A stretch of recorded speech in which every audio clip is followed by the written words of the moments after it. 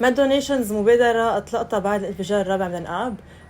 دايركتلي بعد الانفجار نزلنا على المناطق المنكوبة وكنا عم نشوف عم نعين الأضرار وعم نشوف العيال اللي هي أصاب الانفجار والضرر دايركتلي من جراء هيدا الحادث.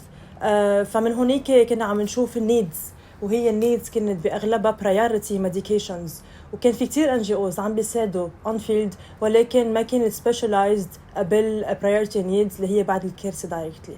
فمن هون نشأت المبادرة بعد ما التقينا كتير من الأفراد وكتير من العيال اللي كانوا بعدها موجودة ببيوتها بس ما عندها أكسس على شيء ميديكال كير. من أول ما بلشنا أول نهار كانت المساعدة فقط هي دواء، نكون عم نجيب الدواء، عم ناخد الوصفات الطبية تبع كل مريض تبع كل عائلة، ونكون عم ناخد هالوصفة نشتري الدواء أو حدا يقدم الدواء، ونحن بماد دونيشنز نكون عم نعطيه.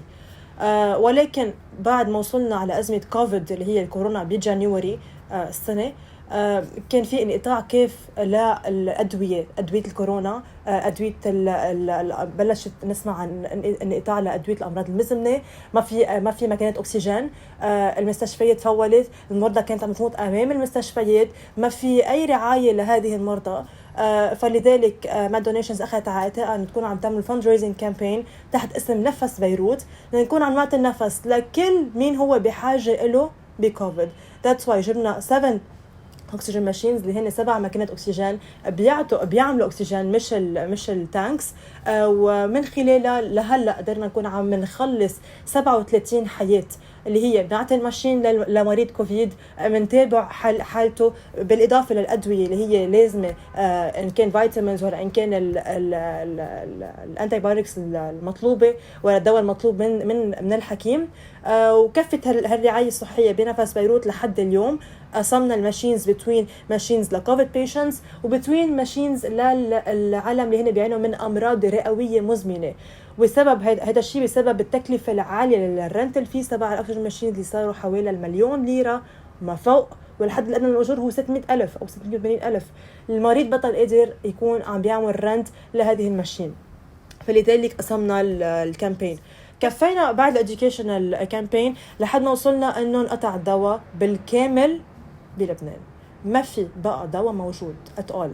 ما عم نحكي بس ادويه عن الامراض المزمنه والامراض المستعصيه، بانادول بطل فيه، انتيبيوتيك للاولاد، انتيبيوتيك للاولاد بطل فيه. عم نسمع صاروا كولات العالم اللي عم توصل بالإمرجنسي رومز بالطوارئ عم بيقولوا لنا اولادنا فاتوا لانه ما لقينا الانتيبيوتيك الفلاني وما كان عندنا بانادول، ولا الادلي بيبل هن العجزه وقفوا ادويتهم لجمعه وجمعتين واشهر. صار لي 20 سنه بلبنان على قد عمري، وكل سنه بتكون للاسف بتحمل ازمات اكثر من السنه اللي سبقتها. وما تعودنا أبداً على وجود الدولة بلبنان للأسف كتير الشديد، ولا مرة حسينا أن دولتنا هي حدنا، دولتنا هي موجودة كرمال تحل المشكلة اللي نحن واقعين فيها، دولتنا بتسأل عن شعبها. فلذلك دايماً كان الشعب هو اللي بيسأل عن بعضه. إن كان بكتير من المبادرات اللي سبقت واللي بعدها ناشئة لهلأ واللي بعدها مكفية لهلأ، دايماً الشعب ولا المغترب هو اللي بيكون عم يسأل عن أهله وناسه وشعبه وبلده.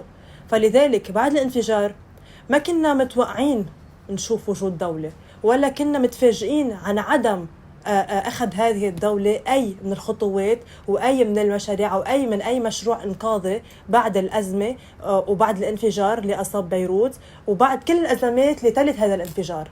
فلذلك كان لابد من أنه كشابات وشباب من لبنان ومن الاغتراب نكون عم نعمل خطوة كرمال نكون عم نعمل ريليف للمواطن ومكفين بهذا الاتجاه. مش رح منوقف رغم كافة الصعوبات اللي عم تواجهنا هلأ. أكيد الجزء الخارج لبنان تعب يكون عم بيكفي وعم بيعمل شغل الدولة المستمر للأسف.